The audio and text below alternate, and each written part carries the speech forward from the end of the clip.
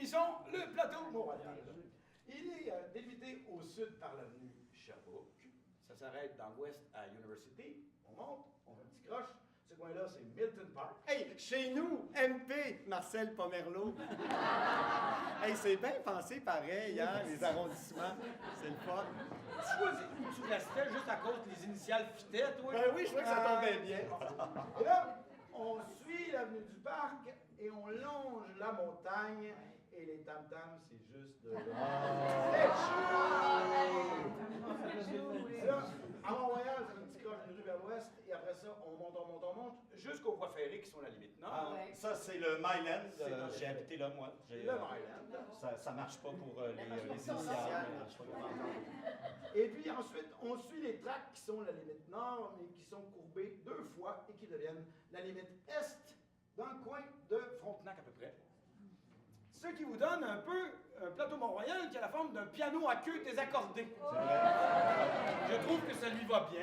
Avec les notes basses dans le coin du ghetto McGill, les notes aiguës avant les Chopin-Gus et le cul du pianiste au coin du Parc La Fontaine.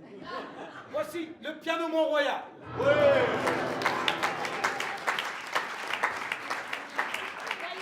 peu importe le moment de l'année, allez au Parc La Fontaine. Allez voir des shows, il y en a tout le temps, il y en a partout. Ben oui, compte tenu de la quantité de lieux culturels qu'il y a sur le plateau, des connus, des ignorés. Ah, il y a plein de théâtres. Le Rideau Vert, le Katsu, le théâtre d'aujourd'hui.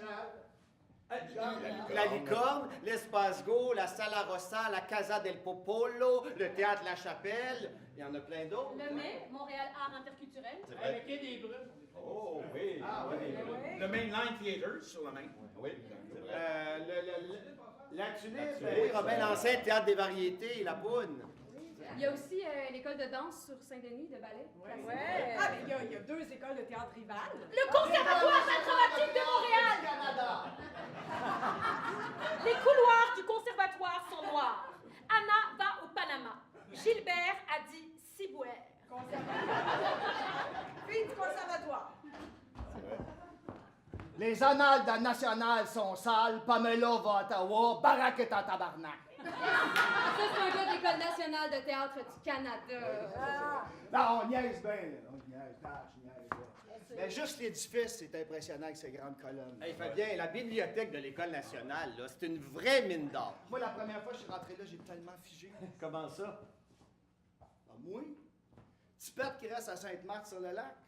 Juste de me rendre au cégep, j'étais impressionné de moi-même. Fait que la nationale, c'était pas pour moi si ça avait pas été de mon ami Jasmin qui voulait y aller. Je faisais sa réplique. OK. Ah oui? Vous avez présenté quelle scène? Cléonte Coviel dans Le Bourgeois Gentilhomme. Oh, de Jean-Baptiste Poquelin. Plout? Ah ben oui, voyez, là, ça. En plus, je trouvais même pas ça drôle, la scène, moi. Ben, faut dire, mon père est en prison en Inde pour une passe de dope. Fait que... c'est pas que ma mère qu'on riait des jokes de Molière, tu sais. On courait plus après l'argent. Puis moi, quand il en faut, ben j'en trouve. Fait que je volais dans un magasin avec 2 chums. Richard et Stéphane. Du linge, de la bouffe, des morceaux de bessic, n'importe quoi. En fait, tu nous demandais ce que tu voulais, puis on revenait avec à moitié prix. On séparait le cash, en donnant à ma mère, elle posait pas de questions. L'affaire, c'est qu'à un moment donné, c'était plus assez pour Richard. Fait qu'il a décidé qu'on ferait des maisons de riches à Laval. Tu rentres dans la maison pendant qu'ils dorment. Ben, là, moi, c'est du monde qui a travaillé. Là, moi, j'étais plus bien.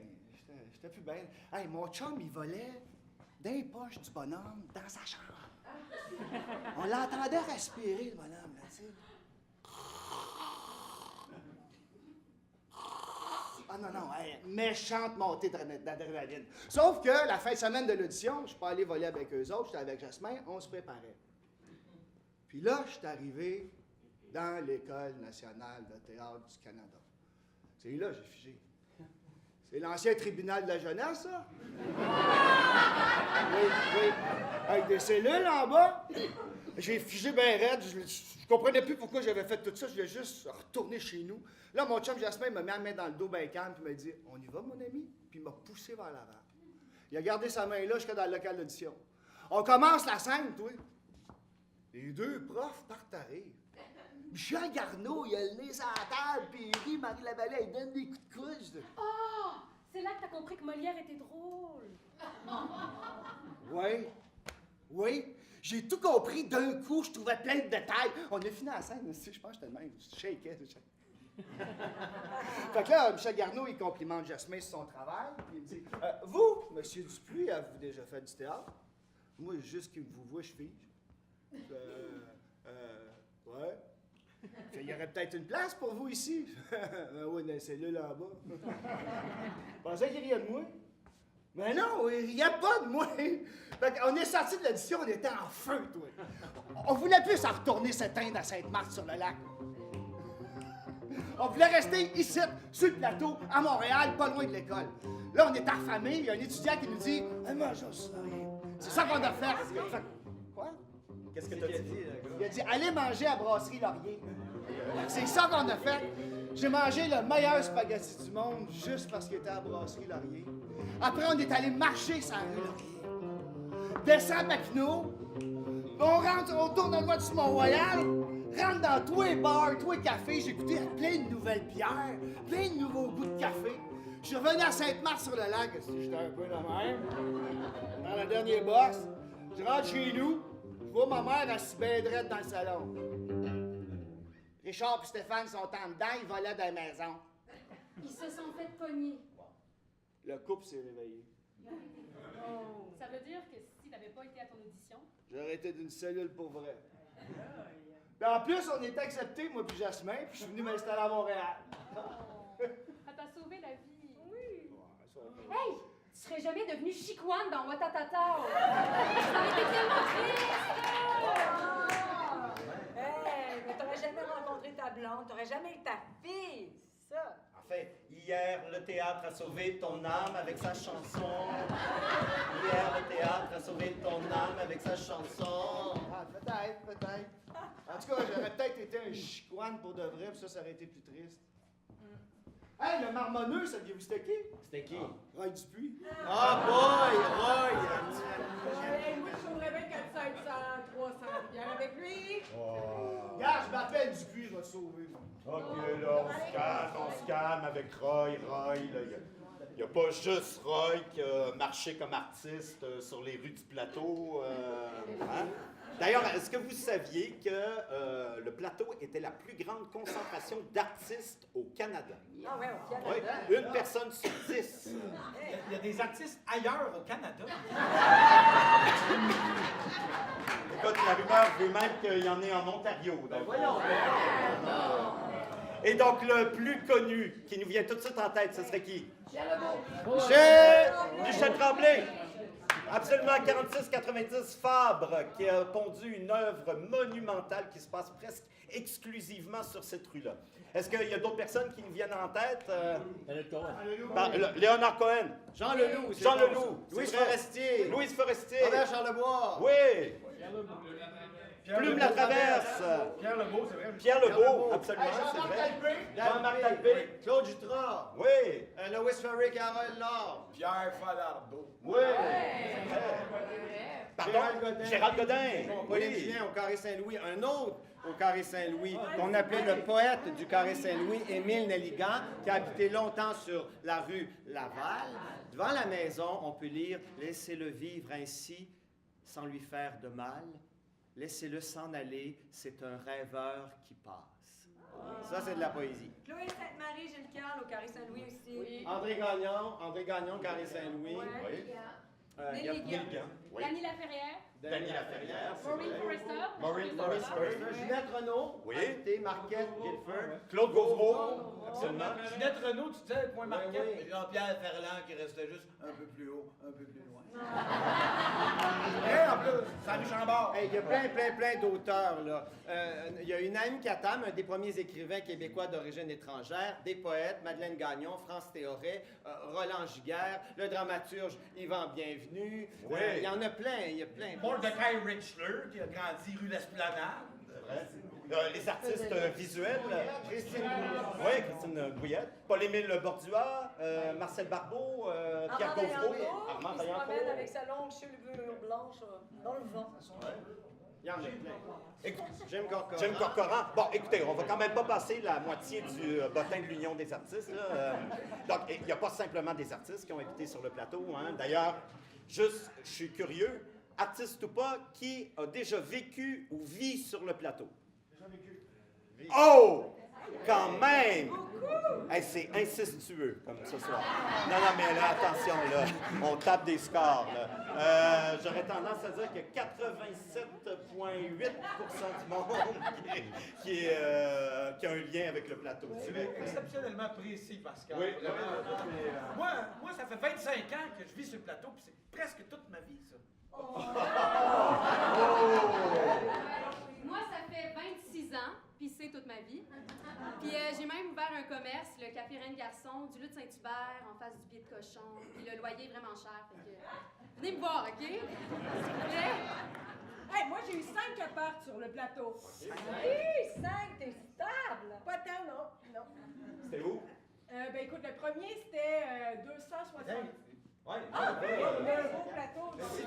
C'est des beaux Oui, riches, je vous ça. situerai, je suis tellement bonne en art plastique. Donc, mettons que ça, c'est Saint-Denis, OK? Le premier, c'était le 270 Ouest, premier appart! Wouh! Un appart que j'avais peinturé dans toutes les couleurs du Rona, mais toutes, là, tu sais, tout. Ensuite, ça a été le 45-42 de Lorimier. Et boy, lui, il avait un sous-sol crade avec des tableaux de gens crucifiés, puis des racines d'arbres qui commençaient à envahir l'espace, un chat momifié, c'était dégueulasse. Après ça, ça a été 52-54 désirables. Ouais, là-dedans, je cousais des vêtements jusqu'aux petites heures du matin sur ma machine Seigneur. Puis ma voisine d'en dessous, mère de 2 enfants, ben, elle tapait dans le plafond, tu sais. À ce temps que j'ai un enfant, je comprends pourquoi. Après ça, ça a été le 52-68 dans la rue Fabre. Ah oui, là-dedans, j'avais un puits de lumière au-dessus de ma chambre qui donnait sur la terrasse de Pascal Bussière. Oh. Hey, même qu'une fois, elle m'a vu tout nu, mais j'ai pas fait exprès. J'adore. 5e et dernier rapport sur le plateau, c'était le 48-29 Partenay. Ouais, ça, c'était une aubaine qu'un ami nous avait refilé à mon chum. Hey, t'as vécu au 48-29? J'ai habité juste en dessous. Ben oui, des années 80. Écoute, Marcel, je sais pas si ton appart était comme le mien, là, c'était super beau. Ah oui, c'était boiserie, super beau. full cachet, mais il était bizarre, cet appart-là. Comment ça? Ben écoute, des fois, on entendait les tiroirs de la cuisine ouvrir et fermer tout seul. On entendait les portes ouvrir et fermer tout seul, puis mon séchoir à cheveux aussi. Quoi? Oh oui, écoute, il y a une amie, un brin voyante, qui avait vu l'âme d'une vieille madame assise dans mon garde-robe de chambre. Non. Puis, attends, je me réveillais à chaque nuit à 4h44. Hey, Génie, c'était peut-être Simone? Simone? Oui, Simone Gagliardi. Mais c'est qui ça? Ben, c'est une dame qui habitait dans cet appartement-là avant toi. Une belle vieille, bien discrète, qui nous saluait tout le temps dans l'escalier quand elle allait faire ses courses. Elle était pas mal âgée. Elle apportait des verres fumés, hiver comme été. Puis elle avait un drôle d'accent. Gaspésienne? Italienne? Veuve d'un anglophone ou encore veuve d'un anglophone? Espagnol parachuté sur le plateau? En tout cas, un mystère total.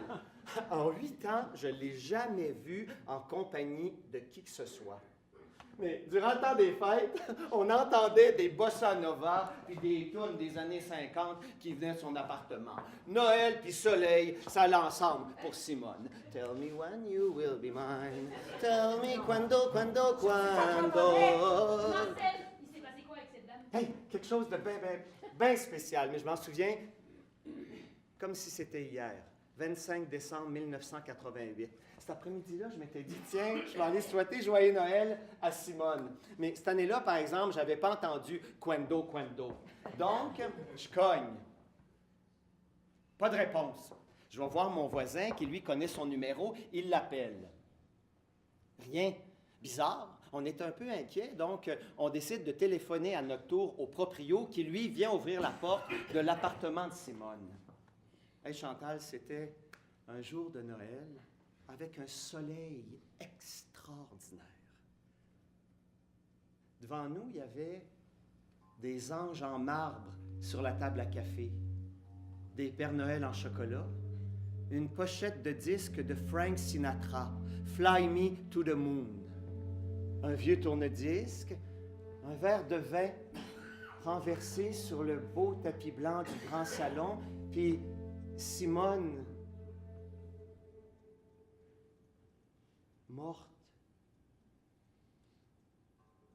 C'était la première fois que je la voyais sans ses verres fumés. Le soleil plombait sur ses beaux cheveux blancs, puis sur tout l'appartement. Tout était comme immaculé. Il y avait juste elle, Simone, dans sa robe longue, noire, qui faisait tache sur le tapis. J'ai éteint les lumières du sapin de Noël.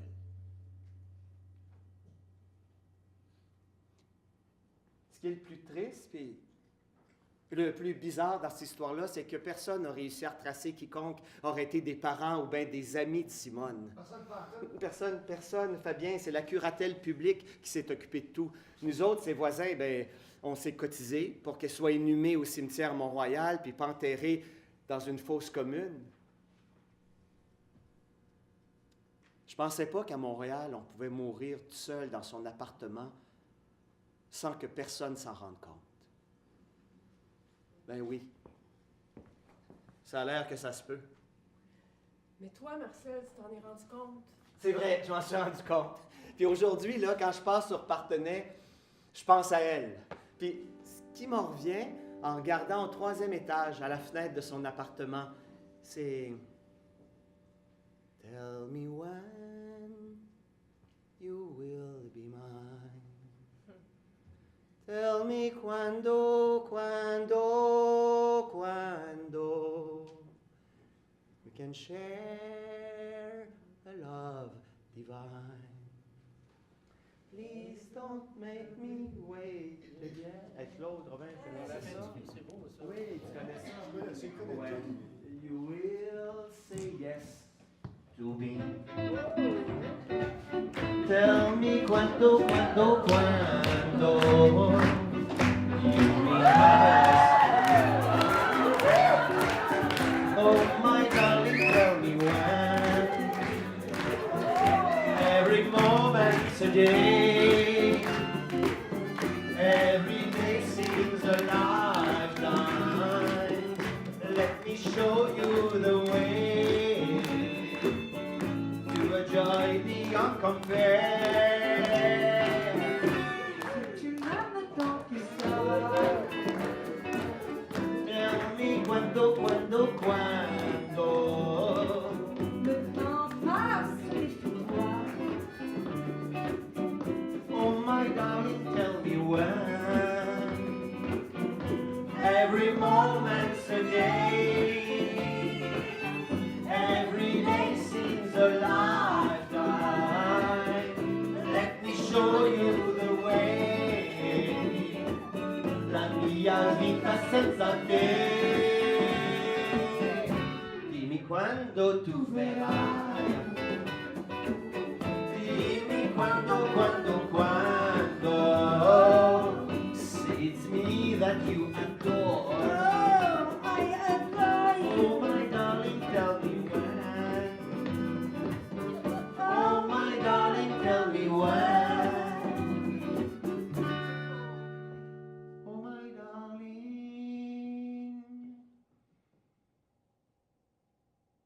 tell me when. Salut, Simone.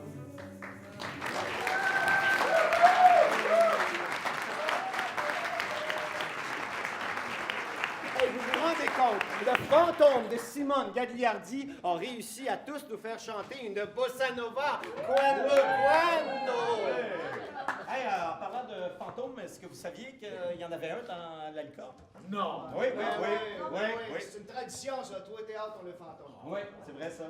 Il semblerait qu'ici, ce soit Daniel Valcourt qui a été un des 3 directeurs artistiques à l'origine de la licorne. Il est mort en 1987, il avait à peine 30 ans. D'ailleurs, la salle dans laquelle on se trouve porte son nom. Hein? Et alors, je ne sais pas si c'est un rapport, mais il y a 2 ans, Daniel Simard, un autre des directeurs artistiques à l'origine de la licorne, est décédé lui aussi. Et alors, depuis ce temps-là, on entend des fois des bruits de coupe de vin, mais aussi des bruits un petit peu plus étranges et plus fréquents. Oui, c'est vrai. C'est vrai.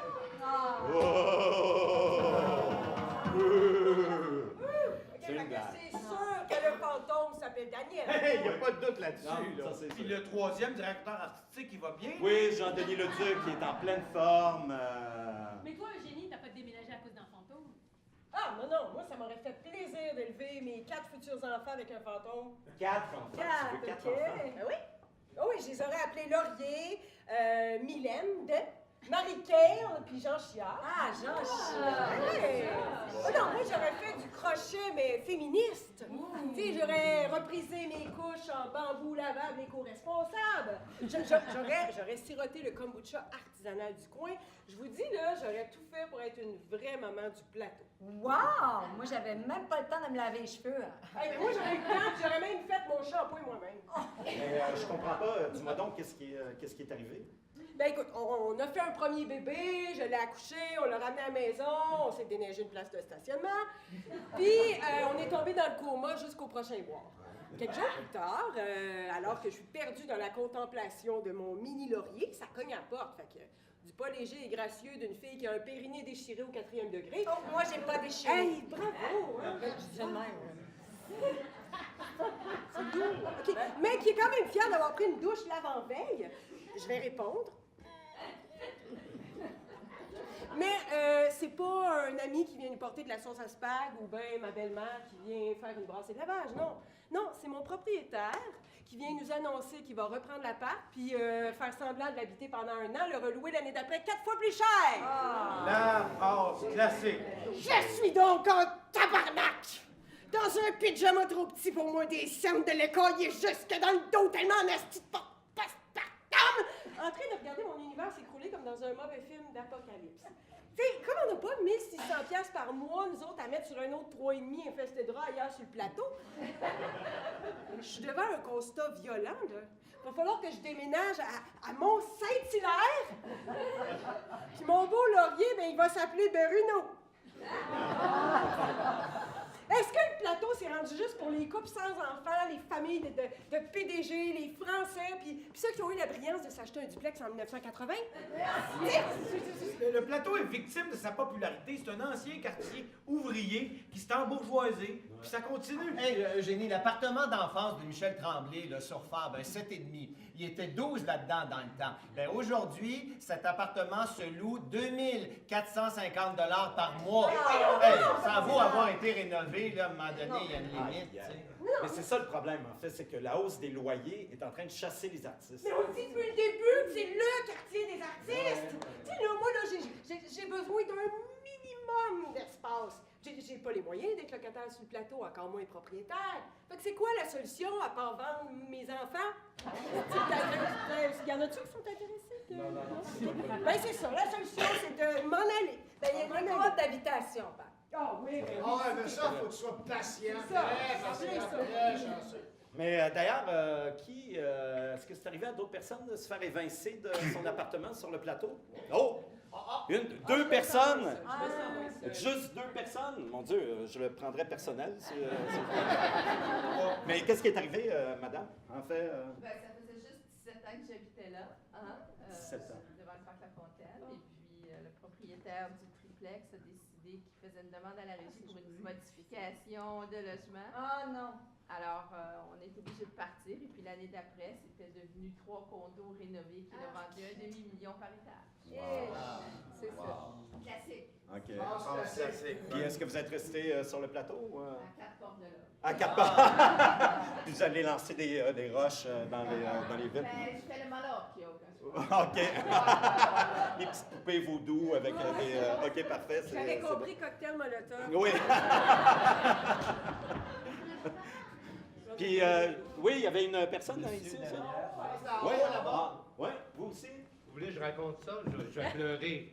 Non, j'habitais sur Terrasse Guindon entre Franchères et Folhomme et le père de l'ancien ministre Marceau, pour ne pas le nommer, a décidé que son gars, c'était peut-être lui d'ailleurs, le ministre des Finances, allait rester chez moi. Alors que je venais de tout faire les planchers puis peinturer le logement au complet. Alors j'étais pas content. Et j'ai gagné à la régie, j'ai eu un bon dédommagement. Oh, bravo! Oui! Est-ce que vous êtes resté sur le plateau? Là, j'habite à Longueuil. OK. C'est quand même adjacent plateau. Oui. C'est large, le plateau adjacent. Mais là, il y a quelque chose statistiquement qui marche pas. Je pense que la question qu'il faut poser, c'est y en a-tu ici qui ont mis du monde dehors? OK, s'il vous plaît, levez-vous, levez-vous. Bravo pour votre courage. Excusez-nous? Rosemont, petite patrie. Ah, dans Rosemont. Ça compte pas. Non, ça compte pas. Ça, c'est une autre. Gardez votre histoire pour la gentrification de Rosemont. Ça, c'est bon. Pardonnez-moi? C'est le même geste. Oui, Mais c'est donc, on vrai, est ça curieux. Est-ce que vous l'avez vraiment fait pour habiter là ou vous êtes... Bon, vous Ah habitez oui, là, donc, vous habitez pour là. habiter, Ouais. c'est... Ça, il y en a, les autres sont gênés. Ils veulent pas se lever.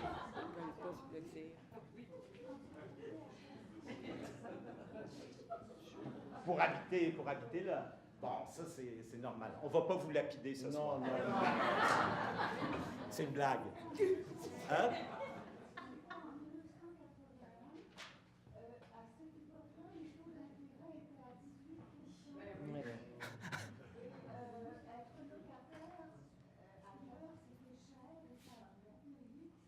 Mais là, vous avez une culpabilité, vous essayez de vous justifier. Là, je sens que vous essayez de... Non, je blaguais.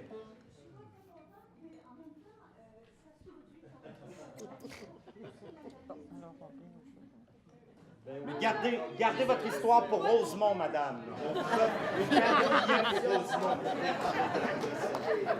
Mais je sais pas si on peut analyser ça comme ça, mais moi, en tout cas, j'ai plus d'amis sur le plateau. Ils sont tous rendus, genre, dans Rosemont, Hochelag, Villeray. Tu sais, ces quartiers-là, c'est plus accueillant. Tes voisins, c'est pas des Airbnb, là. Mais voyons donc! C'est vrai. Hey, voyons donc, Geneviève, c'est pas parce qu'on est des simples citoyens qu'on peut rien faire changer. On a juste à se rappeler ce qui s'est passé dans le ghetto McGill dans les années 70. C'est dans Milton Park. Eh oui, ghetto McGill, quartier Milton Park, vous connaissez ça, les belles maisons victoriennes, de style classique, gothique, Second Empire, c'est un très très beau quartier, c'est mon quartier. C'est aussi un quartier très très cosmopolite et qui a abrité des célébrités, et non les moindres. Jeanne Mance, cofondatrice de Montréal, fondatrice de l'Hôtel Dieu. Le docteur Wilder Penfield, neurochirurgien reconnu mondialement. Hey, un spécialiste des troubles mentaux qui s'appelle Wilder. Il doit être bon. Hey, plein d'artistes visuels, des peintres, des sculpteurs et même un prix Nobel de chimie, Ernest Rutherford. Hey, c'est pas rien, ça, quand même, tu sais. Qu'est-ce qui s'est passé dans les années 70? Quelque chose de bien important, Tatiana. OK, je vais te raconter ça, ça sera pas long. On est à la fin des années 60. Il y a eu l'Expo. Dans le quartier McGill, les ghettos McGillois vivaient là à ce moment-là très modestement, paisiblement, des fois depuis 3-4 générations. Quand tout d'un coup, ils ont vu arriver un groupe de promoteurs immobiliers très, très agressifs. Concordia Estate Limited. Merci, Fabien. Qui, eux autres, avaient réussi à convaincre le maire Drapeau, Bourassa, tous les gouvernements de la création d'un nouveau concept d'habitation au centre-ville, la cité, un quartier complet constitué de 20 tours qui pointeraient toutes vers le ciel. 20 tours? Yes! Une cité jeune, neuve, moderne, nouvelle, de luxe, révolutionnaire, tout en hauteur puis en béton. Just for the happy few. Puis pour y arriver, c'était bien simple. Il s'agissait juste de tout raser. Erase, Frank! Oh, y'a les immeubles historiques! À poubelle, le patrimoine, puis ces maisons victoriennes. Out! Mais les résidents franco, anglo, juifs, néo, tellement écœurés, révoltés, ils se sont rassemblés pour une fois, pour créer ce qu'on a appelé plus tard la communauté Milton Park, un nouveau modèle de copropriété. Dans le fond, là, ce monde-là venait d'inventer le principe même de coopérative d'habitation. Mais voilà. Oui, Brigitte, parce qu'on était devant un cas d'intimidation extrême. Puis la bataille a duré des années. C'est retrouvé dans les journaux, devant les tribunaux. Il y a eu des marches dans les rues, des pétitions, des appels aux médias, des manifestations, 59 arrestations, une grève de la faim, 11 personnes. Oui, une grève de la faim. Ça se peut-tu? Et tout ça pour défendre le droit le plus légitime de tout être humain d'avoir un toit, un logement de qualité à prix abordable. C'était aussi la défense du patrimoine, de notre histoire, des hommes, des femmes qui l'avaient bâti. En tout cas, les ghettos McGillois ont mené cette lutte acharnée pendant quasiment 2 décennies et finalement, avec l'aide de la Société d'habitation et aussi celle de l'architecte Félix Lambert d'Héritage Montréal. Elle a été bien importante, elle, dans cette histoire-là. Bien, tout ce monde-là rassemblé, finalement, ils ont gagné! Une loi a été passée à Québec, puis les gros promoteurs ont dû ranger leurs grues et reculer devant le petit peuple citoyen qui, parfois, est redoutable, mademoiselle. Ouais, mais le complexe de la cité, ça existe encore. Moi, je suis allé m'entraîner. Ben oui, t'as raison, Fabien. La cité, ça existe. Ils ont réussi à construire 3 tours, avenue du Parc, Prince-Arthur. Pas 20! Puis l'autre bonne nouvelle, c'est que ce qu'on appelle aujourd'hui la communauté Milton Park a 40 ans à peu près. Mon âge. Et puis ensuite de ça, c'est pas tout ça. L'Association des coopératives d'habitation de l'île de Montréal est maintenant aujourd'hui la plus importante en Amérique du Nord et a fait bien des petits. Alors ce soir, mes amis, je lève mon verre à cette victoire citoyenne historique Milton Park. MP, bravo! Hey!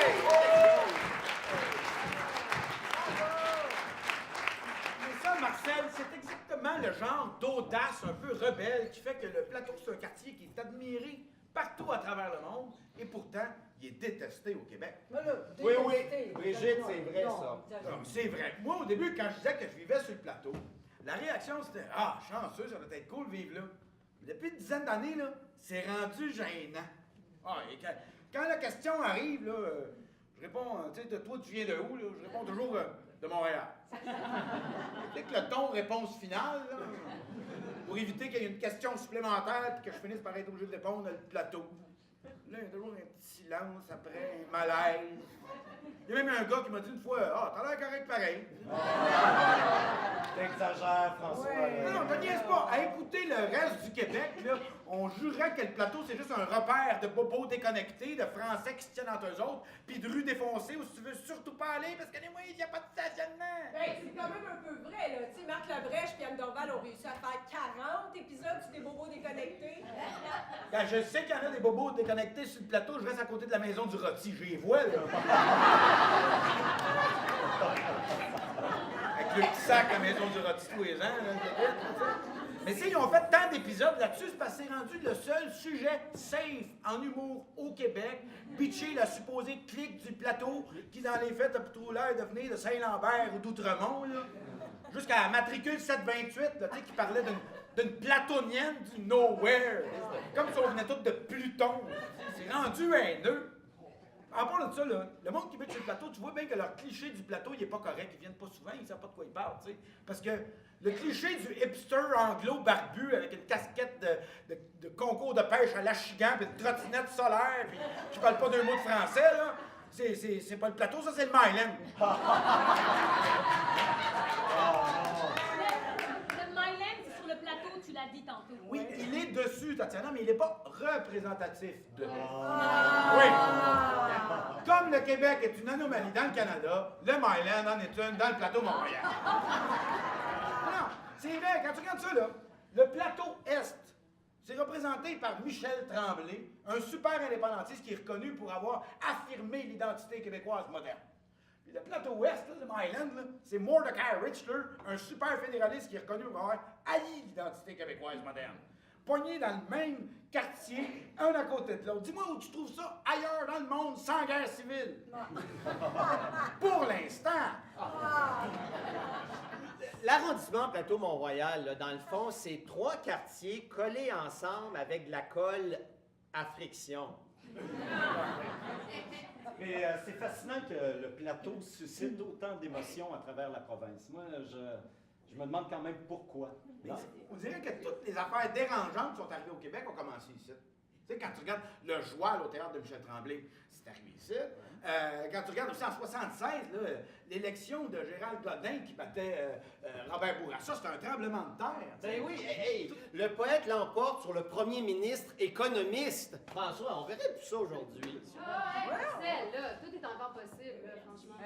L'élection devient à dire comme premier siège de Québec solidaire. Ben ouais. C'est ça, les casseroles, les carrés rouges. Eh oui, la vague orange là, qui emporte Gilles 17.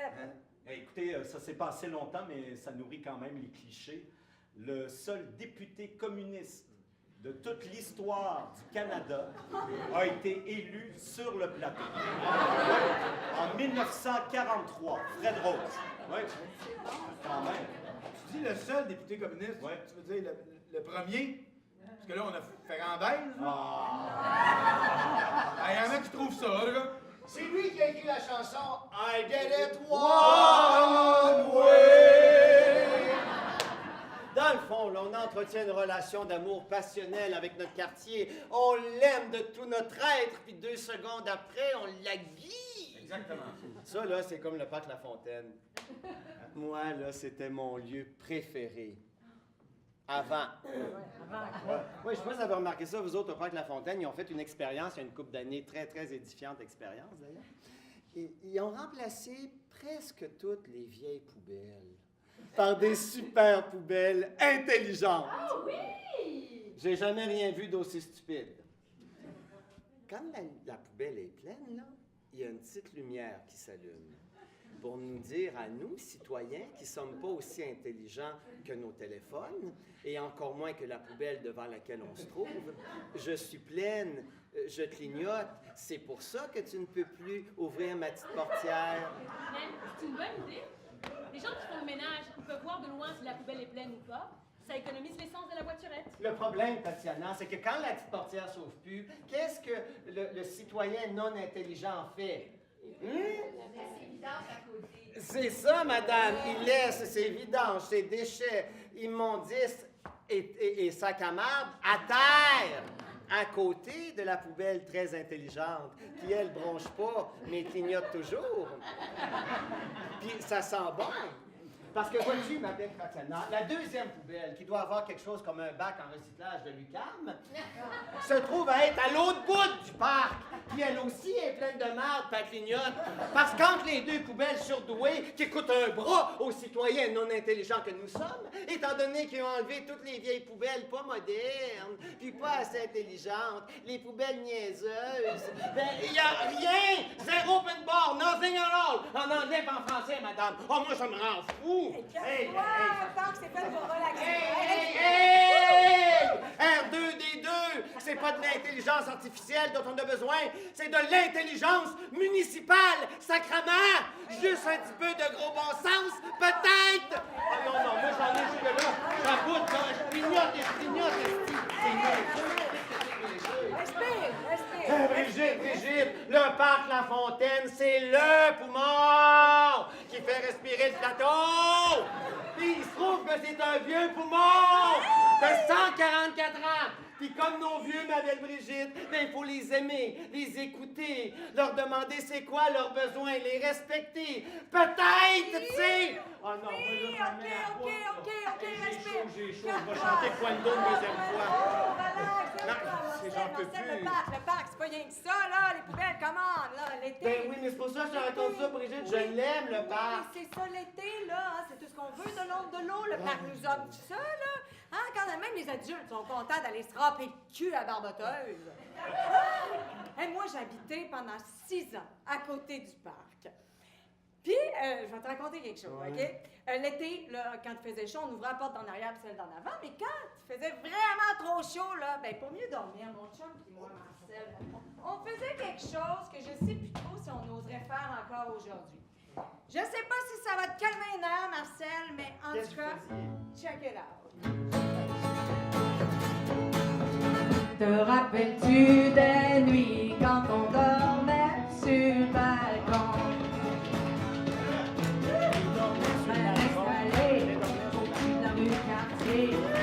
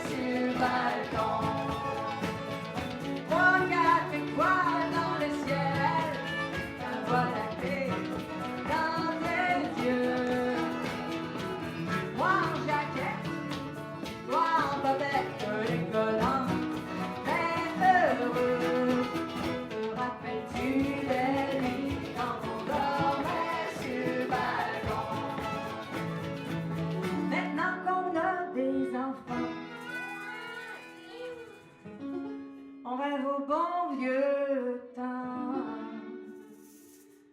À soir, il fait chaud, oh, ça tenterait-tu de dormir sur le balcon? Regarde étoiles dans le ciel, la volonté dans mes yeux.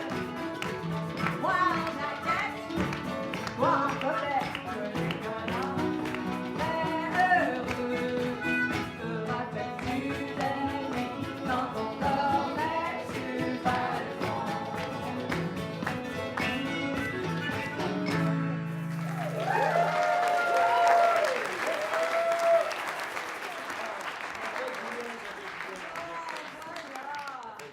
Hey Brigitte, j'ai fait ça moi l'été dernier. Sérieux, sur le balcon? Ouais. T'étais-tu comme en avant, puis les marches, tu sais, direct sur la rue, les marches, tu peux monter, puis... Ouais. Ouais. Hey, Caroline, y en a-tu d'autres qui dorment sur leur balcon? Ah, il est tellement fier, lui! Il y a juste cette personne qui dorme sur On son était balcon. ensemble. Qui dort sur son balcon? On l'a déjà fait. Ah, ben... Dormez-vous sur le premier étage, sur le bord du trottoir, là? Ouais. Ouais, Deuxième deuxième. aussi, c'est ça. Hey, ben écoute, il y en a pas tant que ça. On est quand même unique, je dirais. Tu sais, Brigitte, il y a plein de monde là, qui ont l'air climatisé puis ils se posent même pas cette question-là. Hey, François, l'air climatisé, là, c'est vrai. Ça contribue au réchauffement climatique, puis un jour, là, écoute, il va y avoir une loi qui va peut-être les interdire. Et on n'aura pas le choix, tout le monde, de dormir sur le balcon. Ouais, merci. J'ai un petit truc. Il annonce 50 jours de canicule pour l'été 2050. Ça, c'est comme Yeah. un jour sur deux. Moi, je pense qu'on fonce droit dans le mur. Mais non, on va faire des pressions sur les gouvernements, on va planter des arbres, acheter local, hein, madame. Parce que, tu sais, ça brûle du pétrole en malade de faire prendre l'avion à ton kiwi de la Nouvelle-Zélande. Ouais, ben, hey, le pacte, là, c'est né ici aussi. Hein? Ben, moi, je l'ai signé. Ah, moi avec, j'ai signé le pacte. Ben oui, parce que c'est rendu rare qu'on a de la neige à Noël, là. Elle est tout en train de disparaître. Mais à part si t'habites en Abitibi. Mais d'ailleurs, moi j'ai remarqué une affaire, c'est qu'il n'y a personne encore qui avait fait de chansons de Noël adaptées au réchauffement climatique. On parle tout le temps de Noël blanc, puis ça arrive de moins en moins. Fait que moi, j'en ai fait une. Ça s'appelle Noël beige. Donc c'est le temps de la faire.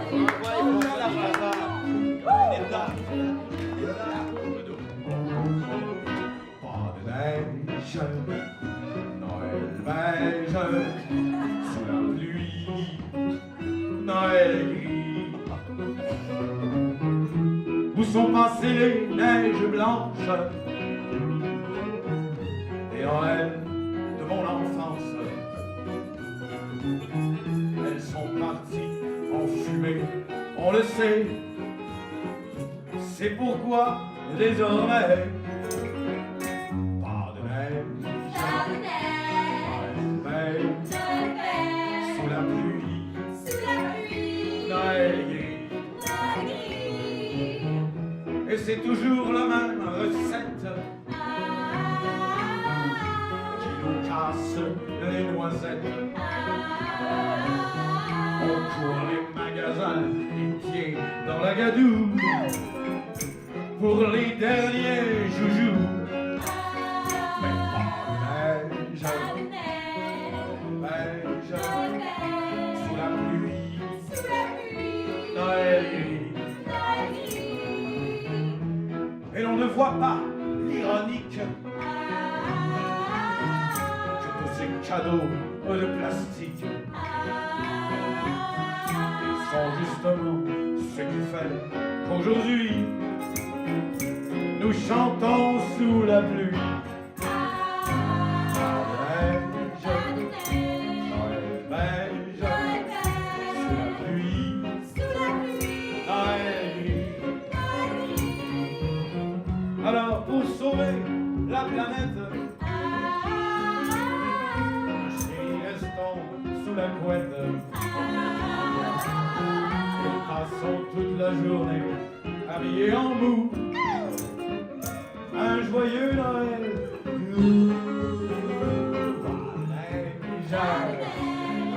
Noël beige, sous la pluie, Noël gris.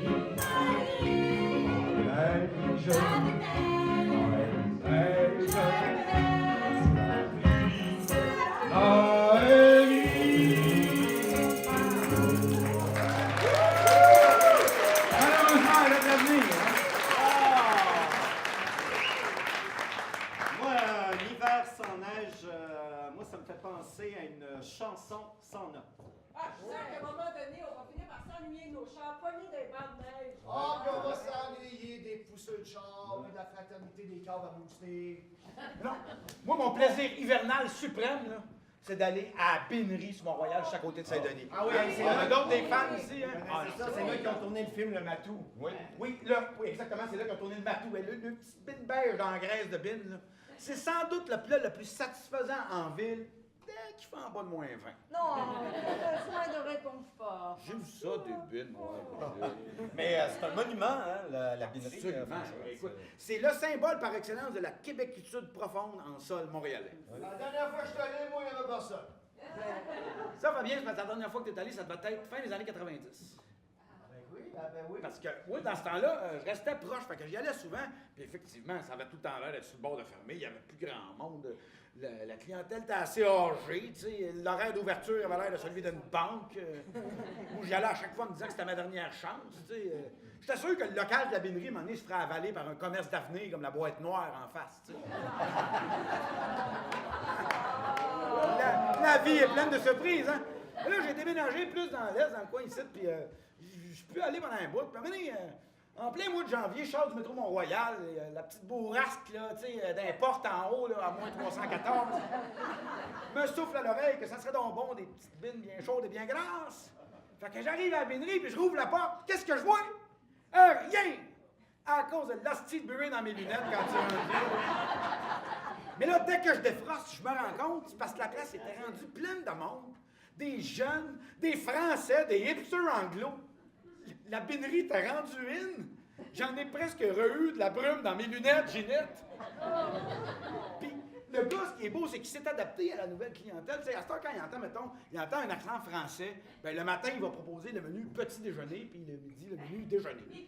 S'il entend un accent typique de souche, il va proposer le menu déjeuner ou dîner, tu sais. Fait que le gars, il est rendu trilingue, il parle français, anglais et franchouille. Son sens de l'adaptation lui a permis de survivre. C'est sûr, Tatiana, mais en même temps, je trouve ça révélateur de quelque chose. Tu sais, ça fait des siècles que le repas du matin au Québec, on appelle ça un déjeuner. Il me semble que c'est aux Français qui débarquent ici de s'adapter à ça et non l'inverse. Oui, et puis c'est clairement écrit dans le guide du routard là, qu'on dit déjeuner ici. Là. Ils l'ont tous, le guide du routard, devrait le savoir. En plus, il n'y a personne qui va venir me faire croire que 2 œufs, bacon, saucisse, jambon, croton, bine, petite patate, pain de ménage, c'est un petit déjeuner! Le repas du matin, c'est un déjeuner. Une job, c'est une job. Puis tabarnak, c'est tabarnak. Pas Bernard, tabarnak. Est-ce qu'ils n'ont pas d'oreilles, les Français, là? Sérieux? Non, un Québécois passe 10 jours en France, puis il revient rempli de tu vois et du coup. Les Français, ça fait 15 ans qu'ils sont ici, ils sont même pas capables de dire Saint-Denis comme du monde. C'est Saint-Denis, pas Saint-Denis. On disait pas de Nicodère, tu sais. Ah, puis de la merde. M-A-R-D-E. M-A. Moi, je suis curieuse, est-ce qu'il y a des Français ici ce soir? Levez la main. OK, il y en a une couple. Il y en a là aussi, là. Il y en a là aussi, là. En tout cas. Est-ce que vous habitez sur le plateau Mont-Royal? Non? Ah, c'est surprenant. On va jouer un jeu ensemble quand même, OK? On lève la main droite dans les airs. On joue un jeu. OK, ben hey, il y en a une couple, dans le fond, je les voyais pas. OK, on lève la main gauche dans les airs. Excellent. Et là, tranquillement, on descend ses 2 mains. Et là, on les accote sur ses oreilles. Puis on reste comme ça. C'est parfait. On reste... Non, restez de même, pour vrai. Bon. Je suis plus capable des Français sur le plateau. Hey, mais moi, j'ai le droit. Parce que j'ai connu le plateau avant l'invasion. OK, une Française à mon café l'autre jour. Un grill de cheese.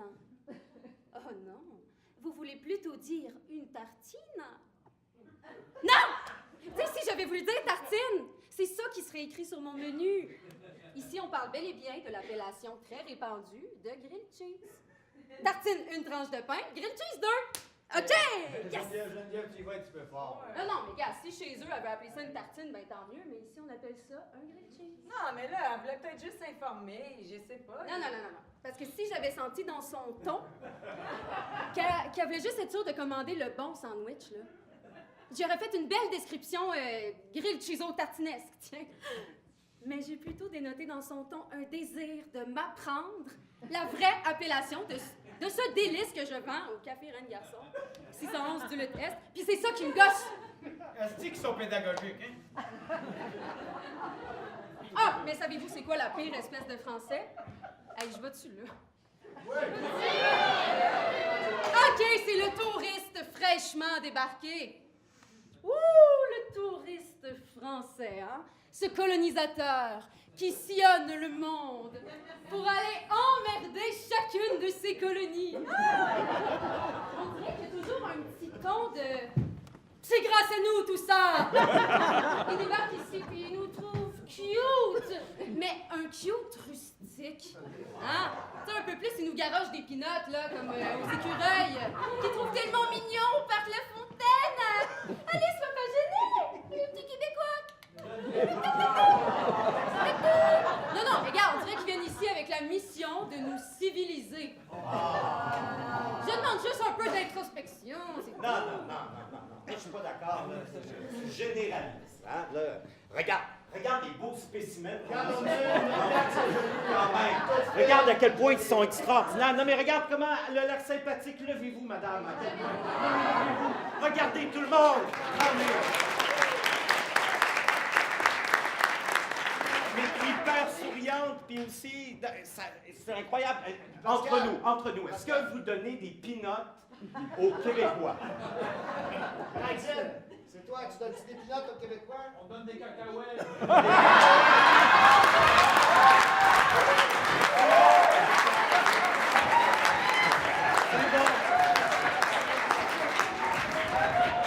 Mais bon, entre nous, il faut pas nourrir des deux souches, hein? Ça met le bordel, vous voyez après comment, mais bref, Geneviève, t'as juste, je crois, besoin d'apprivoiser le français d'Amérique.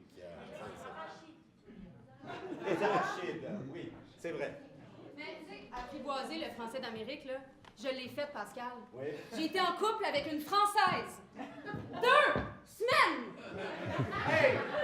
Assez donné, là! Et au début, là, c'était craquant là, de me faire reprendre à chaque fois que j'ouvrais la bouche. Mais à un moment donné, ça commençait à me saouler, ouais! Geneviève, y en a-tu tant que ça, des clients français à ton café? Je vais mourir en dessous de 12 000 tartines, Eugénie. Ben, Geneviève, mettons une pancarte anti-français dans la vitrine de ton café. Marcel, Caillère.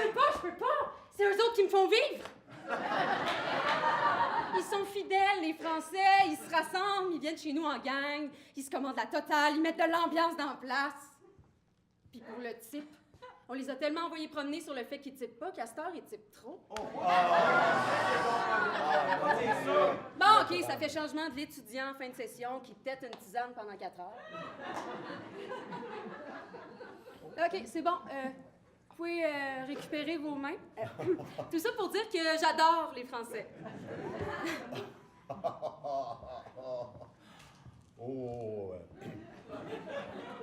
C'était franc. Alors, écoutez, je pense qu'on a dévié un tout petit peu. Hein? Moi, Geneviève, je suis venue ici parce qu'on m'avait dit que les gens vivaient en harmonie. Peu importe d'où le monde venait. Puis oui, la première fois que je suis arrivée à Montréal, j'ai atterri sur le plateau. Puis c'était magique. Tout ce que je voyais me faisait sourire, tout. Les vélos partout, les écureuils qui gambadent, les énormes chaises vertes sur la pelouse, le kiosque qui vend des fruits et légumes, les musiciens qui jouent pour quelques pièces. On dit des piastres. En fait, l'émission dit du change.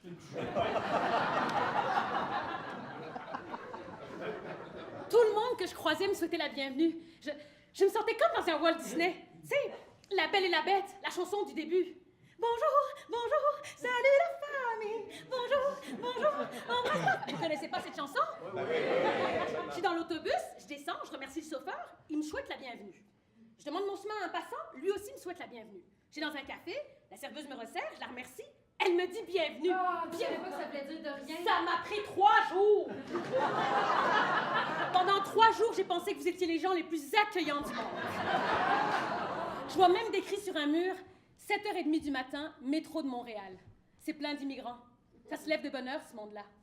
Le vieux cœur de la ville battrait-il encore grâce à eux? Gérald Godin, Tango de Montréal. Ouais. Je me suis dit, les Québécois vont m'aimer comme je suis. Le temps passe, l'hiver arrive, la neige, mais je me sens bien, je me sens libre. Et je découvre les parties d'appartements. Ici, on se tient dans la cuisine. Hein? Je découvre les gens d'ici. On vient avec son alcool, on repart avec. Spécial. Pendant une couple de mois, je rencontre plein de monde. Puis je commence à remarquer les autochtones qui quittent à la sortie du métro, le gars qui récite des Alexandrins en face du 24 heures. Jean-Pierre, ça. Oui. Puis je découvre l'histoire. Les Français qui arrivent, les Français qui partent, les Anglais qui arrivent, la colonisation. Toutes sortes de choses dont on m'avait jamais expliqué ou raconté chez moi.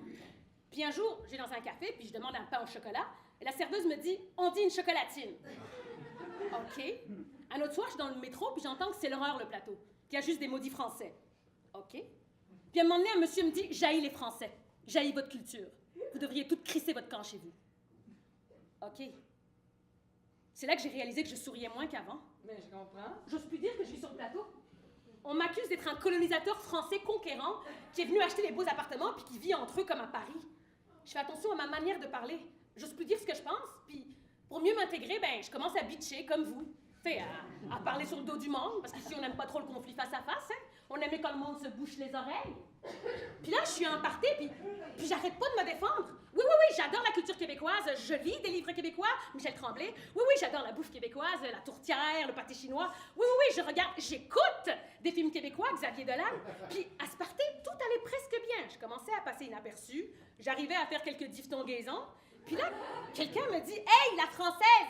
On dit pas parking, on dit stationnement. » Puis là, j'ai pété un plomb. Vous dites se porquer dans un stationnement. Se porquer. C'est-tu français, ça? Selon le dictionnaire Larousse, si on l'écrit P-A-R-Q... J'ai pas fini de tabarnak! Hey! La grande québécoise généreuse. Quand je la vois arriver à un party avec sa bière, sa viande, son lunch qu'elle se garde pour elle en hostie, hein? La grande québécoise libérée, elle est tellement libérée qu'elle fait peur. Il n'y a pas un homme qui veut la cruiser, puis elle s'en plaint. Parce que c'est vrai qu'elle est formidable, la québécoise. Elle a tellement à nous apprendre à nous, les superficielles européennes. Elle fait pas juste du shopping les fins de semaine. Oh mon Dieu, je viens de dire un mot qui lui hérisse les poils qu'elle s'épile pas. On dit pas faire du shopping, on dit magasiner. Un mot qu'elle a décidé de dire en français parce que c'est ça. Puis quand tu parques ton char, puis que tu oublies tes flashers, puis que tu me trouves weird parce que je t'ai habillée fancy comme ça pour aller voir une game, puis que tu te colles un grilled cheese. Come on, gang! On a du fun! Focus! Anyway. Putain de merde, le Québec!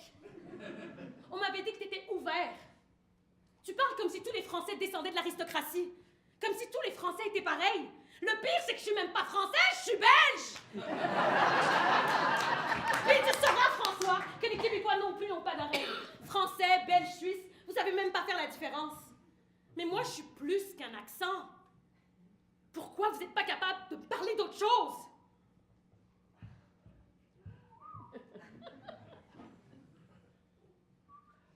Bon.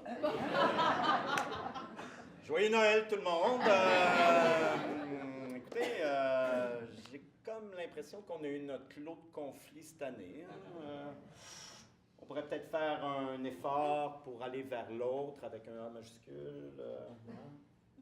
Genre s'excuser.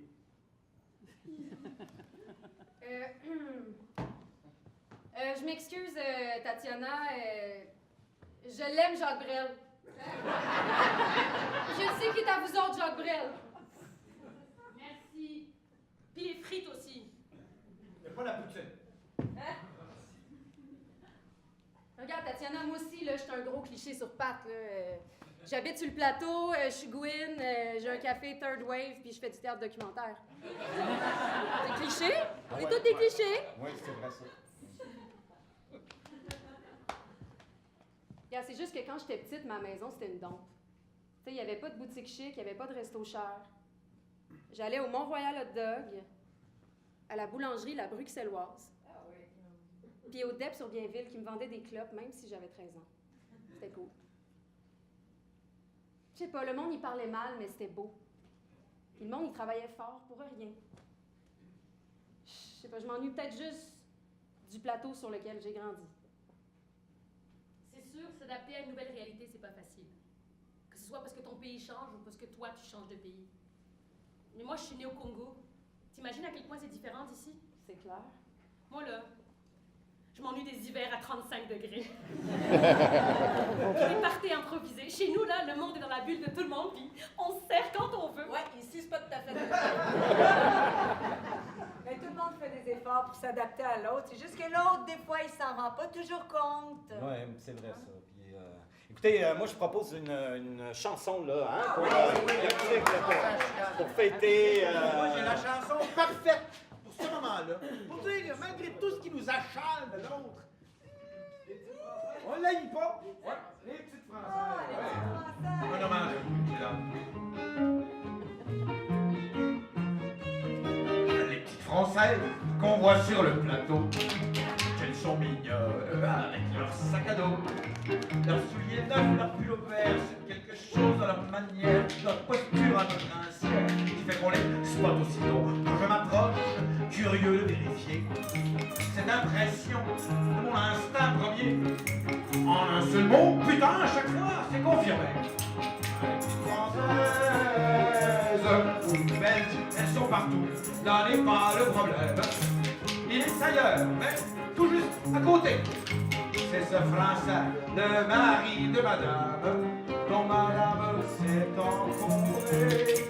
Et leur accent, tout droit venu de France, envahissant, embrouille ma pensée. Et je me sens dans ma résistance, au cœur du pays de trembler. C'est les petites françaises qu'on voit sur le plateau, donnent une autre saveur à nos vieux mots. De Laurier aussi Maigret et de Saint-Denis à Saint-Denis. C'est comme si une dose de Paris nous vaccinait contre l'oubli. Des petites françaises qui débarquent au pays. C'est un peu ça qui l'a bâti. Les filles du roi, de cet autre paradis. Françaises, même si elles font augmenter les loyers, elles font changement des hordes de plateaux. Rien que pour ça, trinquons à la santé. Les petites françaises, les petites françaises, sans cul.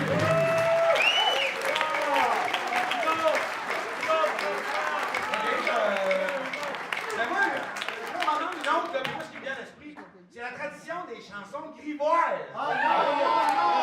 Il y a du monde qui sont heureux, du monde qui sont pas heureux. François, pas des chansons grivoises de mon oncle. Hey, on aille ça.